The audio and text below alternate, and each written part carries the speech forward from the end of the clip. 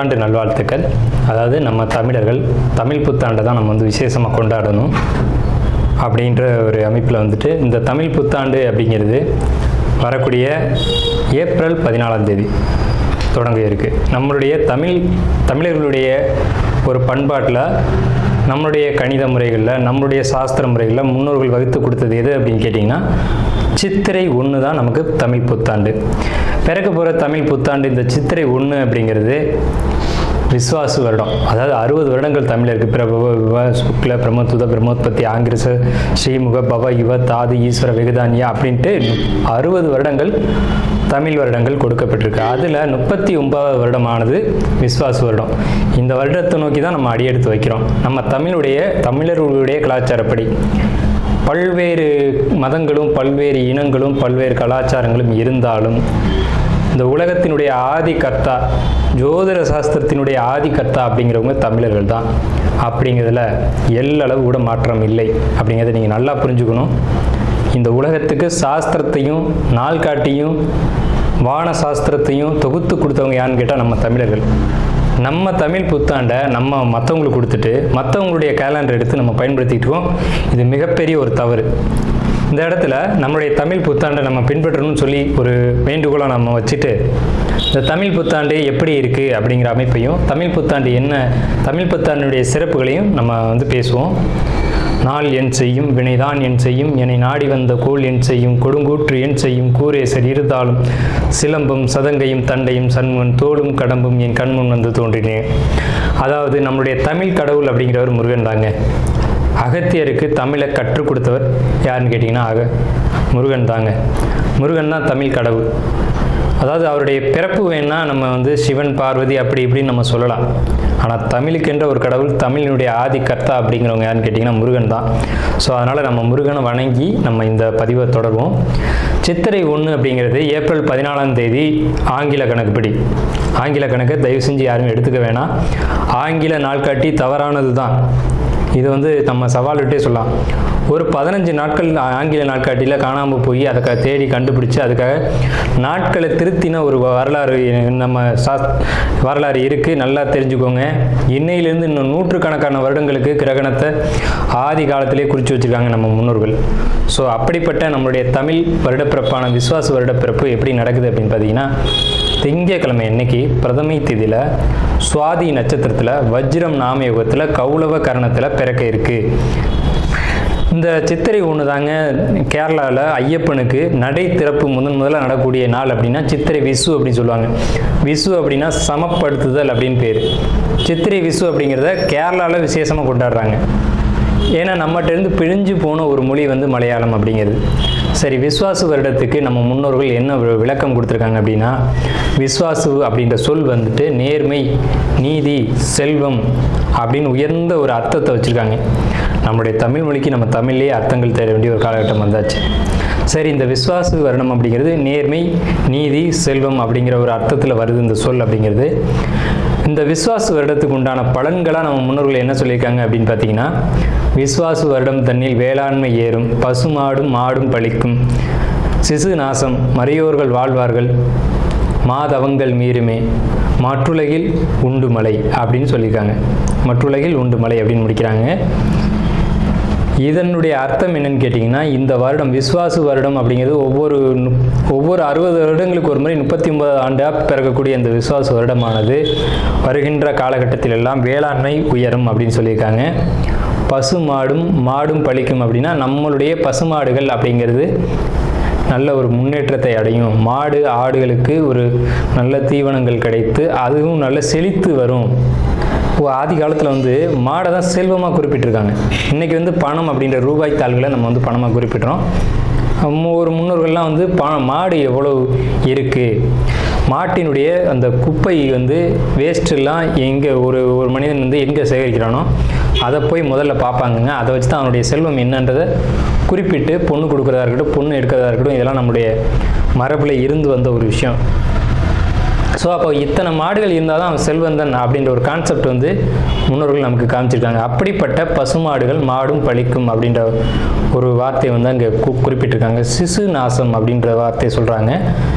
மறையோர்கள் வாழ்வார்கள். மறையோர்கள்னால் யாருன்னு கேட்டிங்கன்னா சமுதாயத்தில் முக்கியமாக இருக்கக்கூடிய பெரியவங்க, மற்றவங்களுக்கு வழிகாட்டக்கூடியவங்க வாழ்வாங்க அப்படின்ற சொல்லியிருக்காங்க. மாதவங்கள் மீறுமே அப்படின்ற ஒரு வார்த்தையும் வருது. மாதவங்கள் மீறும் அப்படின்னா ஒழுக்கக்கேடான செயல்பாடுகளில் மனிதர்கள் நடக்க வேண்டிய காலகட்டங்கள் வரும். ஒழுக்கக்கேடுனா என்னங்க?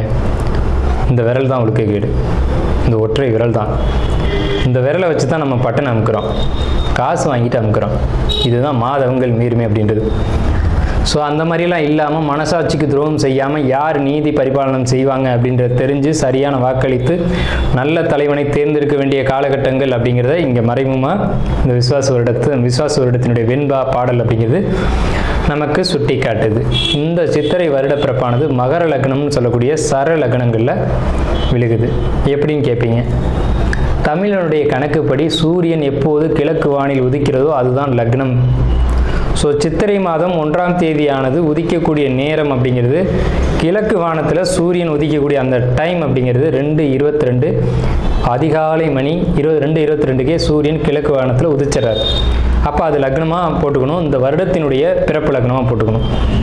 ஸோ அப்படி நம்ம போடும்போது மகர லக்னம் சர லக்னத்தில் விழுகுது. முன்னோர்கள் சித்திரை 1ஆம் தேதி அப்படிங்கிறத கண்டறிஞ்சு அந்த 1ஆம் தேதி தொடங்கக்கூடிய லக்னத்தை கண்டறிஞ்சு அதுக்கான பலன்களை பஞ்சாங்கங்களில் எழுத ஆரம்பிச்சிருக்காங்க. ஸோ அதன் அடிப்படையில் சர லக்னமான மகர லக்னத்தில் இந்த புத்தாண்டு அப்படிங்கிறது பிறகுது. இது ஒரு விசேஷமான ஒரு விஷயந்தான். ஏன் அப்படின்னு கேட்டிங்கன்னா, அந்த மகர லக்னத்துக்கு அதிபதியான சனி பகவான் ஒரு பலமான ஒரு நிலையில் வருடப்பிறப்பின் போது இருப்பாங்க அப்படிங்கிற ஒரு விசேஷமான ஒரு அமைப்பில் இந்த வருடப்பிறப்பு அப்படிங்கிறது விஸ்வாச வருடம் பிறக்கின்றது. ஸோ இந்த விஸ்வாச வருடம் பிறக்கும் போதே நமக்கு ஒரு நல்ல செய்தி கிடைச்சாச்சு, இந்த வருடம் நன்றாக இருக்க போகுது அப்படிங்கிற ஒரு விஷயம். சரி, இதை சித்திரை மாதம் தான் நீங்கள் தமிழருடைய கலாச்சாரம் அப்படின்னு சொல்லிங்களே, இதுக்கு ஏதாவது ஆதாரம் இருக்கா அப்படின்னு கேட்டிங்கன்னா கண்டிப்பாக இருக்கிறது. புறநானூறு அப்படின்ற ஒரு தமிழ் இலக்கியம் இருக்குது. அதில் போய் தேடி பார்த்தீங்க அப்படின்னா தலைநாள் பூத்த பொன் இணர் வேங்கை அப்படின்ற சொல்லும், கனிவேங்கை நன்னாளே நாடி மலர்தலால் அப்படின்ற வார்த்தை வரும். அதாவது சித்திரை மாதத்தில் பூக்கள் அதிகமாக பூத்து குலுங்கும். அதனால தலைநாள் அப்படின்ற சொல்ல யூஸ் பண்ணுறாங்க. தலைநாள்னா முதல் மாதம் அப்படின்னு, தலை மாதம் கடை மாதம் அப்படின்னு பிரிக்கிறாங்க. கனிவேங்கை நாடி மலர்தலால், கனிவேங்கை நல்லான் நாடி மலர்தலால், அந்த பூக்கள் பூக்கிறதுனால அந்த கனிவேங்கை மாதம் அப்படிங்கிறதையும் தலைநாள் பூத்த பொன் இணர் வேங்கை அப்படின்ற சொல்லும் புறநானூறு அப்படின்ற இலக்கியத்தில் தமிழ் மாதம் முதல் மாதம் சித்திரை மாதம்ன்ற குறிப்பீடு அங்கே இருக்குது. சரிங்களா? வண்ண மலர்கள் பூத்து குலுங்கக்கூடிய ஒரு பொன்னான மலர்கள், பொன் போன்ற மலர்கள். இன்றைக்கும் கேரளாவில் ஒரு மஞ்சள் நிறத்தில் தங்க நிறத்தில் பூக்கக்கூடிய பூக்களை பறித்து அவங்க விசேஷத்துக்கு சித்திரை 1 அன்னைக்கு கொண்டாடுறாங்க. அவங்க தமிழ் பண்பாடை பின்பற்றுறாங்க அப்படின்றத இதை நீங்கள் தெரிஞ்சுக்கலாம். சரிங்களா? இப்போ இந்த சித்திரைக்கு அதிதேவதை யாருன்னு கேட்டிங்கன்னா மகாவிஷ்ணு. மகாவிஷ்ணு தான் காக்கக்கூடிய கடவுள் அப்படின்னு சொல்கிறாங்க. மகாவிஷ்ணு எங்கும் நிறைந்தவர் அப்படின்னு சொல்கிறாங்க. சரிங்க சார், சித்திரை மாதம் விசேஷங்களை கொண்டாடலாமா அப்படின்ற ஒரு கேள்வி வரும். 100க்கு 100% கொண்டாடலாம். ஏன்னு கேளுங்க. இதுக்கு உதாரணம் ராமர் தான். ராமர் பட்டாபிஷேகம் ஏற்ற மாதம் எதுன்னு கேட்டிங்கன்னா சித்திரை மாதங்க. அப்போது விலக்கப்பட்ட மாதங்கள் அல்ல, இது விசேஷத்துக்கு ஏற்றுக்கொள்ளப்பட்ட மாதம் எதுன்னு கேட்டிங்கன்னா சித்திரை மாதம்தான். பகவத்கீதையிலே ஒரு வார்த்தை வருது, ருதுக்களில் நான் வசந்த ருதுவாக இருக்கிறேன் அப்படின்னு கிருஷ்ணன் சொல்கிறார். நம்மளுடைய வாக்கியம்ல, இது பகவானுடைய சொல். அப்போ வசந்த ருது அப்படின்றது எதுன்னு கேட்டிங்கன்னா சித்திரை 1 தான் வசந்த ருதுனுடைய தொடக்கம். வசந்த காலம் அப்படிங்கிறது வெயில் காலம் அப்படின்னு தான் பேர், கோடை காலம் அப்படின்னு பேர். வசந்த காலமானது சித்திரை வைகாசி, இந்த 2 மாதத்தையும் வசந்த காலம் அப்படின்னு குறிப்பிடுறாங்க சமஸ்கிருதத்தில். அப்போ இந்த வசந்த காலம் எனக்கு பிடித்த ருது அப்படின்னு சொல்கிறாரு கிருஷ்ணர். ஸோ ராமர் பட்டாபிஷேகம் ஏற்றுக்கிட்ட நாட்கள் எது அப்படின்னு கேட்டிங்கன்னா சித்திரை மாதம். அப்போ சித்திரை மாதம் புது வீடு வாங்கலாம், புது வீடுக்கு கிரக பிரவேசம் பண்ணலாம், புது மனை எழுப்பலாம், மனை சம்பந்தப்பட்ட விஷயங்கள், மங்கள காரியங்கள், இது எல்லாம். கன்னிராசியினுடைய இறுதி நட்சத்திர பாதமானது சித்திரை 1, 2. இந்த சித்திரை நட்சத்திரம் பொறுத்த வரைக்கும் தந்தை வழியில், தந்தை உடல் ரீதியாக, தந்தை வழி சொத்துக்கள் ரீதியாக கவனம் கவனம் கவனம். கண்டிப்பாக கவனம் எடுத்துக்கோங்க. தூக்கமின்மை பிரச்சனை உங்களுக்கு ஏற்படலாம், தேவையில்லாத அலைச்சல்கள் ஏற்படலாம். இதை பொறுத்த வரைக்கும் தீர்வு அப்படின்னு என்ன கேட்டிங்க அப்படின்னா நான் சொல்லுவேன், சிவாலயங்களில் போய் வழிபாடு செஞ்சுட்டு வாங்க, இந்த பிரச்சனைகள் சரியாகும். கோர்ட்டு கேஸு வம்பு வழக்கு பொறுத்த வரைக்கும் உங்களுக்கு சாதகமான தீர்ப்புகள் கிடைக்கும். எதிரிகள் தொல்லை இனி இல்லை அப்படின்னு தான் நம்ம சொல்லுவோம். இந்த ஆண்டு உங்களுக்கு பெரிய மனிதருடைய தொடர்பு, பெரிய மனிதருடைய சப்போர்ட் அப்படிங்கிறது சித்திரை நட்சத்திரத்துக்கு உண்டு. உறவினர்களால் பெருமையும், உறவினர்களுக்கு ஒரு சந்தோஷமான ஒரு நிலையும் உங்களால் ஏற்படும். நீங்களும் அவர்களால் ஒரு சந்தோஷமான மகிழ்ச்சியான ஒரு நிலைக்கு போவீங்க. குடும்பத்தில் நல்ல காரியங்கள் அப்படிங்கிறது கண்டிப்பாக நடந்தே தீரும். இந்த கன்னி ராசி அப்படிங்கிறது காலபுருஷனில் 6வது ராசி. மேஷம், ரிஷபம், மிதுனம் அப்படின்னு எண்ணி வரும்போது 6வது ராசியாக வருது. இந்த ராசிக்காரங்க நீங்கள் எப்படி இருப்பீங்க அப்படின்னு பார்த்தீங்கன்னா, ரொம்ப ஒரு என்ன சொல்கிறது, நமக்கு மட்டும்தான் எல்லாம் தெரியும், நம்மளை தவிர யாருக்குமே எதுவுமே தெரியாது அப்படிங்கிறதும், எல்லாரையும் நகைச்சுவையாக பேசுறதும், கிண்டல் அடிக்கிறதும், குறைவாக மதிப்பிடுறதும், இந்த தன்மைகள் உங்கள்கிட்ட அதிகமாக இருக்கும். எப்போவுமே ஒரு பழமொழி சொல்லுவாங்க, ஊசிக்கு ஊசி எதுன்னு பாயக்கூடாது அப்படிம்பாங்க. ஆனால் நீங்கள் யாரையாக இருந்தாலும் ஒரு எடை போட்டு பார்ப்பீங்க. அந்த மாதிரியான தன்மைகள் அப்படிங்கிறது சில நேரங்களில் யாருக்கையும் மனசு கஷ்டத்தை ஏற்படுத்தக்கூடிய ஒரு நக்கல், நகைச்சுவை அப்படிங்கிறதெல்லாம் உங்கள்கிட்ட அதிகமாகவே காணப்படும். ஆனால் அறிவு சார்ந்தவங்க தான் கலைத்துறை, எழுத்துத்துறை, அதே மாதிரி கவிதை எழுது, நாடகத்துறை, இந்த துறைகளுக்கெல்லாம் கன்னிராசி அப்படிங்கிற அமைப்பு ரொம்ப விசேஷமான அமைப்பு. நீதித்துறை, ஒயிட் காலர் ஜாப்னு சொல்லக்கூடிய ஜாப் எல்லாமே அறிவை மட்டும் பயன்படுத்தி செய்யக்கூடிய உடல் உழைப்பு அல்லாத செயல்களுக்கும், உடல் உழைப்புக்குமே கன்னிராசி ஒரு விசேஷமான ராசி தான். அறிவும் வேலை செய்யுது, உடலும் வேலை செய்யுது. கடுமையாக உழைக்கிறீங்க, அதே நேரத்தில் அறிவை ரொம்ப பயன்படுத்தி உழைக்கிறீங்க அப்படின்னா அவங்க யாருன்னு கேட்டிங்கன்னா கன்னிராசி, கன்னி லக்னக்காரங்க தான். ஸோ இப்பேற்பட்ட விசேஷங்கள் நிறைந்த இந்த கன்னிராசிக்கு விஸ்வாச ஆண்டு எப்படி இருக்கும்? முதல்ல விஸ்வாச ஆண்டினுடைய பலன்களை பார்க்குறோம். விஸ்வாச வருடம் தண்ணில் வேளாண்மை ஏறும் அப்படின்னு சொல்லியிருக்காங்க. தயவு செஞ்சு நம்மளுடைய சேனலை ஸ்கிப் பண்ணாமல் முழுமையாக பாருங்கள். நம்ம ஜோதிடம், ஆன்மீகம், பரிகாரம், ராசிபலன் அப்படிங்கிற வீடியோக்களை தொடர்ந்து கொடுக்குறோம். தங்களுடைய பொன்னான நேரத்தை ஒதுக்கி முழுமையாக பாருங்கள் மற்றும் நம்ம சேனலுக்கு ஆதரவு கொடுங்க. இந்த சேனலை பொறுத்த வரைக்கும் சப்ஸ்கிரைப் பண்ணி வச்சுக்கோங்க. விஸ்வாச ஆண்டை பொறுத்த வரைக்கும் விஸ்வாசம் வருடம் தண்ணில் வேளாண்மை ஏறும், பசுமாடு மாடும் பள்ளிக்கும், சிசுநாசம் மறையோர்கள் வாழ்வார்கள், மாதவங்கள் நீருமே மற்றுலகில் உண்டு மலை அப்படின்னு சொல்லியிருக்காங்க. அப்போ இந்த ஆண்டு அப்படிங்கிறது 12 ராசிக்குமே எப்படி இருக்கும் அப்படின்னு பார்த்தோம்னா, வேளாண்மை விளைச்சல் அப்படிங்கிறத பொறுத்த வரைக்கும் குறைவில்லை, ஆடு மாடுகளை பொறுத்த வரைக்கும் குறைவில்லை. ஆனால் இன்னைக்கு காலகட்டம் என்ன போச்சுன்னா, இந்த வேளாண்மைக்கும் பசுமாடு ஆடு வளர்க்குறதுக்கும் எண்ணிக்கைகள் மக்கள்கிட்ட குறைஞ்சிட்டே வருது. உழைக்காமல் வாழணும் அப்படிங்கிற ஒரு கான்செப்டில் மக்கள் போயிட்டுருக்காங்க. அது அரசு வேலை, அரசாங்க வேலை, அதே மாதிரி ஒரு கம்பெனி வேலை, அந்த மாதிரி போயிடணும் அப்படின்னு நினைக்கிறாங்க. அப்போ இதெல்லாம் யார் பாப்பா? விவசாயமோ வேளாண்மை யார் பாப்பா? மாடுகள் யார் பாப்பா? இதெல்லாம் நம்முடைய ஒரு பாரம்பரியமான விஷயம் தானே, இதெல்லாம் பார்க்கணும் தானே. இதெல்லாம் இன்னைக்கு மக்கள்கிட்ட சுத்தமாக இல்லாமே போயிடுச்சு. ஸோ அப்படிப்பட்ட ஒரு நிலையில் இருக்கக்கூடிய இந்த விஸ்வாச வருடமானது இதெல்லாம் மீண்டும் வேளாண்மையாக இருக்கட்டும், பசுமாடுகளாக இருக்கட்டும், இதெல்லாம் தொழிலாக மாறும் அப்படிங்கிற ஒரு அமைப்பில் இந்த ஆண்டு பிறந்திருக்கு. ஸோ முதல்ல நான் உங்களுக்கு வாழ்த்துக்களை தெரிவிச்சுக்கிறேன். இந்த ஆண்டினால உங்களுடைய பலன்கள், இந்த ஆண்டினால உங்களுக்கு ஏற்படக்கூடிய பலன்கள் என்னென்ன அப்படின்னு பார்க்கும்போது, ஃபர்ஸ்ட் இந்த வருடம் உங்களுக்கு ரொம்ப நல்லா இருக்க போகுது அப்படிங்கிற ஒரு விஷயத்த சொல்லிட்டு, எந்த ஒரு விஷயத்தையும் நிதானித்து பொறுமையாக முடிவெடுப்பீங்க, பெரியவங்களுக்கு மதிப்பு கொடுத்து ஒரு முடிவை எடுப்பீங்க அப்படின்ற முதல் விஷயத்தை நான் உங்களுக்கு பதிவு செய்கிறேன். குழப்பங்கள் கொஞ்சம் இருக்கும். ஒரு மாதிரி குழப்பமாக இருக்கும்போது, முடிவெடுக்க முடியாமல் இருக்கும்போது பெரியவங்களை கேட்டு நீங்கள் முடிவெடுப்பீங்க அப்படின்ற ஒரு நல்ல விஷயம் இந்த ஆண்டில் தெரியுது. உங்களுடைய சாட்டை பொறுத்த வரைக்கும், இந்த ஆண்டினுடைய கிரக அமைப்பை பொறுத்த வரைக்கும் தெரியுது. அதே மாதிரி இந்த ஆண்டு பொருளாதார வரவு பொறுத்த வரைக்கும் உங்களுக்கு பெரிய அளவில் இருக்கும். ஒரு மனிதனுக்கு பொருளாதார வரவு சரியாக இருக்குது அப்படின்னாலுமே அவனுக்கு நிம்மதி அப்படிங்கிறது கிடைச்சிருக்கு. ஸோ நிம்மதி கிடைச்சிட்டாலுமே வாழ்க்கையில் யாருக்கும் துன்பம் துயரங்கள் நினைக்காம தன்னுடைய வேலை உண்டு, தான் உண்டு அப்படின்னு போகக்கூடிய ஒரு அமைப்பு உண்டு. ஸோ இந்த ஆண்டு நீங்கள் ரொம்ப ஒரு கிளியரன்ஸாக இந்த ஆண்டை நகர்த்தி போடுறதுக்கும், யாருக்கும் எந்த துன்பங்கள் விளைவிக்காமல் உங்கள் வாழ்க்கையை நகர்த்திட்டு போகக்கூடிய ஒரு ஆண்டாக இருக்கும். மொத்தமாக சொல்ல போனோம் அப்படின்னா, இந்த ஆண்டு அப்படிங்கிறது சகோதர வழி உறவுகள், உங்களுடைய சொந்த பந்த உறவுகள், இவங்கள்ட்டெல்லாம் ஒரு நல்ல மதிப்பு மரியாதை கிடைக்கும். அதேமாதிரி அவங்களும் உங்களை நல்ல ஒரு மதிப்பு மரியாதையும் நடத்துவாங்க. நீங்களும் அவங்கள்ட்ட ஒரு அனுசரணையாகவும் அன்பாகவும் நடந்துக்குவீங்க அப்படின்ற ஒரு தன்மை இந்த ஆண்டில் நிச்சயமாக இருக்குது. ஸோ பொருளாதாரத்தை பொறுத்த வரைக்கும் எந்த ஒரு தொந்தரவுகளோ பிரச்சனைகளோ இல்லை. தந்தையோட உடல்நிலையை பொறுத்த வரைக்கும் கொஞ்சம் எச்சரிக்கையாக இருக்கணும் அப்படின்ற அமைப்பு வந்து கன்னிராசிக்கு இந்த ஆண்டினுடைய கிரக அமைப்பு அப்படிங்கிறத சுட்டி காட்டுது. மனசுக்குள்ளே எப்போவுமே ஒரு குழப்பம் இருக்கும். இந்த குழப்பத்துக்கு நீங்கள் யார்கிட்டையும் முடிவு தெரிவிக்க மாட்டீங்க. ஏன்னா உங்களுக்கு வந்து அந்த ஹெட்வைட் அப்படிங்கிறது இருக்கும். யார்கிட்டையும் கேட்கக்கூடாது.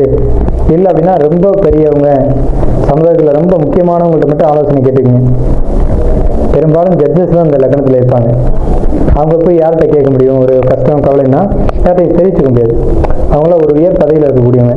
ஸோ அந்த மாதிரியான ஒரு நிலையில் இருக்கக்கூடியவங்களுக்கு என்ன மாதிரியான பலன்கள் அப்படின்னு பார்த்தா, யார்கிட்டையாவது முக்கியமானவங்ககிட்ட தான் ஆலோசனை கேட்க முடியும் அப்படிங்கிற ஒரு அமைப்பில் இருக்கீங்க. ஸோ யாரேனும் ஒரு பெரியவங்களை நாடி நீங்கள் வந்து உங்களுடைய குழப்பங்களை தீர்த்து கொள்ளக்கூடிய ஒரு ஆண்டாக இந்த ஆண்டு இருக்கும். உங்கள் குடும்பத்தில் சுப காரியங்கள் சுப நிகழ்ச்சிகள் அப்படிங்கிறது நிச்சயமாக நடக்கும். குழந்தை இல்லைன்னு காத்துட்டு இருக்கவங்களுக்கு குழந்தை கிடைக்கும். அதே மாதிரி வீடு கட்டணும் அப்படின்னு நினைக்கக்கூடிய கன்னிராசி கன்னி லக்னக்காரங்களுக்கு இடம் நிலம் வீடு சொத்து சேர்க்கைக்கான காலகட்டங்கள், கிரகப்பிரவேசம், இந்த மாதிரி முக்கியமான மங்கள காரியங்களை செய்யக்கூடிய காலகட்டம் தான் இது. அப்படி இல்லை சார் பழைய வீடாக இருக்குது சார் ஆல்ட்ரு பண்ணணும்னு நினைக்கிறேன், கண்டிப்பாக பண்ணுவீங்க, ஆல்ட்ரு பண்ணுவீங்க. ஆல்ட்ரு பண்ணக்கூடிய ஒரு காலகட்டம் இந்த ஆண்டில் இருக்குது. குழந்தைகளை பொறுத்த வரைக்கும் அவங்களுடைய வாழ்க்கையில் ஒரு நல்ல காரியம் அப்படிங்கிறது தான் நடக்கும். குழந்தைகள் வெளியூர் வெளிநாடு போய் படிக்கக்கூடிய அமைப்பு அப்படிங்கிறது கன்னிராசிக்கு உண்டு. இல்லை சின்ன பையனாக இருக்கான் இப்போ தான் ஸ்கூலில் சேர்க்க போகிறேன் அப்படின்னீங்கன்னா ஒரு ஸ்கூலில் சேர்க்கக்கூடிய ஒரு அமைப்பு, அல்லது உயர்கல்விக்காக இன்னொரு இடத்துல கூட்டி போய் சேர்க்கக்கூடிய ஒரு அமைப்பு அப்படிங்கிறதுலாம் கன்னிராசி கன்னி லக்னத்துக்கு இந்த ஆண்டு நிச்சயமாக உண்டு. வம்பு வழக்கு கோர்ட்டு கேஸை பொறுத்த வரைக்கும் கன்னிராசிக்கு சாதகமான தீர்ப்புகள் அப்படிங்கிறது இந்த ஆண்டு வரும். எதிரிகளுடைய தொந்தரவு அப்படிங்கிறது அதுலேருந்து நிவர்த்தியாகி அதில் ஒரு தீர்வு கிடைக்கக்கூடிய காலகட்டம் அப்படிங்கிறது கன்னிராசிக்கு எந்த விசுவாச ஆண்டு அப்படிங்கிறது எதிரிகளுடைய தொல்லைக்கு ஒரு முற்றுப்புள்ளி அப்படின்னு சொல்லலாம். அதே டைமில் யார் நல்லவங்க யார் கெட்டவங்க அப்படின்னு பிரித்து பார்க்கக்கூடிய ஒரு காலகட்டம் இது. அப்போ இத்தனை நாள் வரைக்கும் நம்ம ஒரு தவறான ஒரு நபரை வந்து நல்லவர் நினச்சிருந்துருப்போம். அவன் தான் படு ஐக்கியம் நடந்திருப்பான். அவங்களை விட்டு ஒதுங்கி வரக்கூடிய காலகட்டம். நல்ல நண்பர்கள் வந்து சேருவாங்க. ஒரு ஆகாத நபர்கள் இருக்காங்க அப்படின்னா நம்ம நட்பு வட்டத்திலிருந்து வெளியேறுவாங்க அப்படிங்கிற ஒரு அமைப்பு இருக்குது. தொழில் செய்யக்கூடிய கன்னிராசிக்காரங்களை பொறுத்த வரைக்கும் தொழில் சற்று தொய்வு ஏற்படும் அப்படிங்கிற மாற்றுக்கிறது கேட்டோம்ல. ஆனால் வருமானம் பொருளாதாரத்தை நம்ம முன்னாடியே சொல்லிட்டோம். அப்புறம் ஏன் சார் தொழிலில் பிரச்சனை சொல்லிங்கன்னா, தொழிலில் சின்ன சின்ன சுணக்கங்கள் ஏற்படத்தான் செய்யும். அதையும் நம்ம சுட்டி காட்டிடணும். அதே நேரத்தில் ஜாப்பில் இருக்கக்கூடிய கன்னிராசிக்காரங்களை பொறுத்த வரைக்கும் நல்லா இருக்குது. ஜாப்லேயும் கொஞ்சம் தொந்தரவுகள் வரும். அந்த தொந்தரவுகளுக்கு பின்னாடி அந்த ஜாப்பில் ஒரு ப்ரொமோஷனோ இன்க்ரிமெண்ட்டோ நீங்கள் எதிர்பார்த்த ஒரு விஷயங்கள் அப்படிங்கிறது கிடைக்கும். எதிரிகளை ஜெயிப்பீங்க. நல்ல ஒரு ஆண்டு தான், விசுவாச ஆண்டு. கன்னி லக்னம் அல்லது கன்னி ராசியை பொறுத்த வரைக்கும் மிகப்பெரிய நல்ல பலன்களை அடக்கியிருக்கு. அதாவது ஒரு 60% மேலே நல்ல பலன்களை கன்னிராசிக்கு இந்த விசுவாச புத்தாண்டு அப்படிங்கிறது வச்சிருக்கு. ஸோ வாழ்த்துக்களும் வணக்கங்களும்.